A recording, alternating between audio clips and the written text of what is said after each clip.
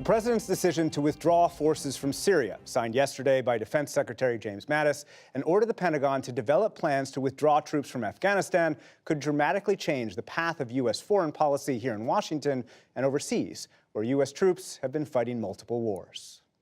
In the northern Syrian city of Manbij, American soldiers spent Sunday with their local allies and patrolling a local market, exactly what President Trump has ordered them to stop. A year and a half ago, U.S. troops teamed up with Syrian Kurds to evict ISIS from Manbij and other former ISIS strongholds.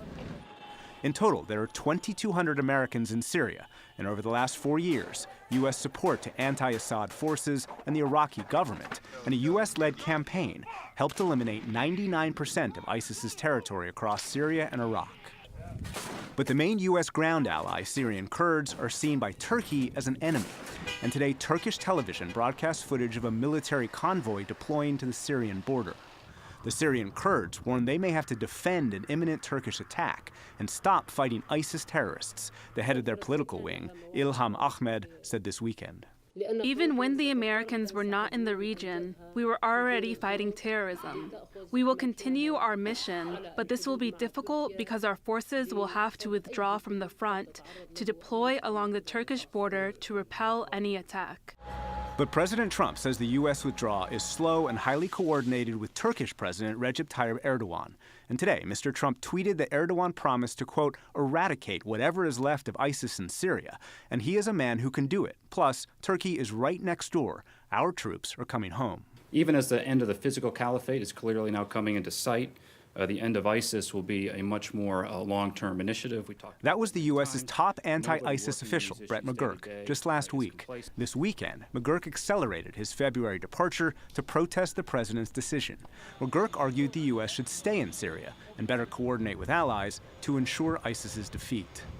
Nobody is declaring a mission accomplished. Defeating the physical caliphate is one phase of a much longer-term campaign. But the president opposes that kind of stabilization campaign in Syria and Afghanistan, where U.S. officials say President Trump wants to cut the 14,000 troops in half. Most U.S. troops help train Afghan forces and serve as a symbol to support the Afghan government. Others fight ISIS and the Taliban, helping create leverage in nascent peace talks between the Taliban and lead U.S. negotiator Zalmay Khalilzad. But President Trump says the U.S. will not support long-term military relationships without something in return. We are substantially subsidizing the militaries of many very rich countries all over the world, while at the same time these countries take total advantage of the U.S. and our taxpayers on trade, he tweeted today. General Mattis did not see this as a problem. I do, and it's being fixed. Secretary of Defense James Mattis wanted to stay until February, but this weekend the president said he would leave next week and be replaced by Deputy Secretary of Defense Patrick Shanahan. Let's explore what all this means with Wall Street Journal national security reporter Nancy Youssef. Nancy Youssef, welcome to the NewsHour. Thank you so much for being here. Great to be with you. Let's start with Syria. The president used the words slow and coordinated. What does that look like, most likely? Well, that's actually an issue that's changing even as we speak, because when these talks started, the U.S. was talking about leaving Syria in 30 days. And now we're starting to hear of a timeline that is as long as 120 days.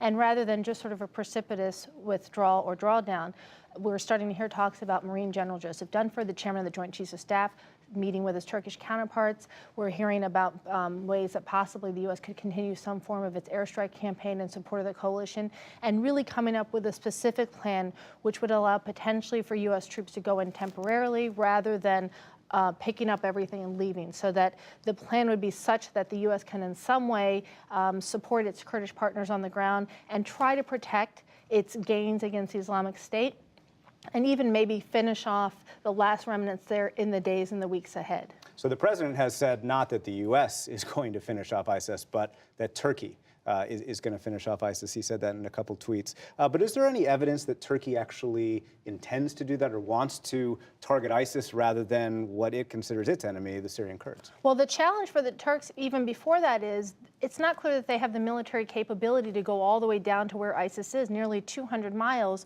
from the Turkish border. When they were in Afrin, which is much, much closer, they were really challenged by some of the logistics of conducting such a military operation.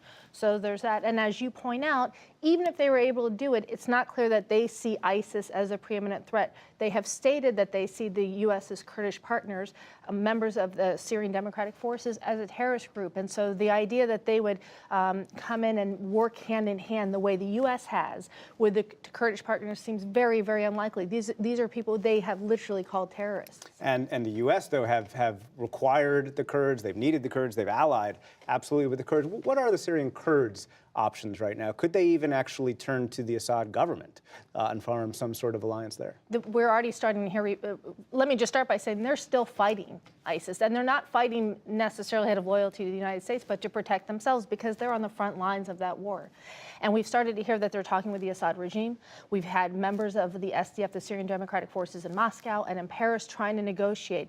And what they're saying is we're working with anybody we can to fill the vacuum that'll be created when the Americans leave to protect our own interests. And so there's a scenario where they reach a deal with the Assad regime, and the Assad regime then reaches a deal with partners like Russia to come up with some sort of exit and a plan for what northeast Syria looks like, who is where, who controls what.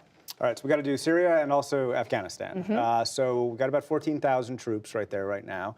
U.S. officials have talked about cutting that in half to 7,000. What kind of talk is there, if any yet, of the specifics of that withdrawal? So what's interesting is we'd been hearing for a long time that the Trump administration was looking for some sort of withdrawal plan out of Afghanistan, but in coordination with the ongoing peace talks being led by Zalmay Khalilzad. What's happened now is that the United States has sort of jumped ahead of those peace talks and said it has plans to withdraw half of its troops. There are plans that could start that withdrawal as early as January. The problem is one of the key components of the peace talks for the Taliban was coming up with some sort of number for U.S. troops leaving. And the U.S. has now essentially said we are going to give up half without having gotten anything out of the Taliban. So it really raises questions. If we're already down by 7,000, could the Taliban negotiate something where that number drops even further? And lastly, we have a new acting Secretary of Defense, Deputy Secretary of Defense Shanahan. Very little government experience, was at Boeing. More aligned, perhaps, with the president?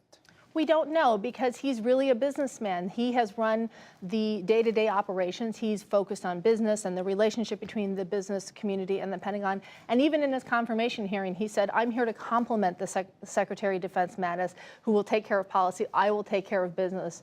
And in fact, stumbled a little bit when answering policy questions during his confirmation hearings about Ukraine. So we don't know. That said, he has supported the president in his effort to create a space force. He is aligned with the president in terms of fixing things financially and putting the focus back on budgets and not on putting troops in the front lines. And very quickly in the time we have left, Secretary Mattis is trying to be professional at this moment, even though this is not a normal moment for the White House and the Department of Defense. What about his staff? Is there a level of anger, and will they stick around to help Secretary Shanahan? The indications right now are not. That a lot of people said that they joined the department when they did to work for Secretary Mattis, and there are already indications that as many as a dozen could be gone in the week ahead. And so that's a real challenge because, as we discussed, Secretary Shanahan doesn't have policy experience, and he will lose a lot of experience with Secretary Mattis's departure. Nancy Youssef with the Wall Street Journal, thank you so much. My pleasure.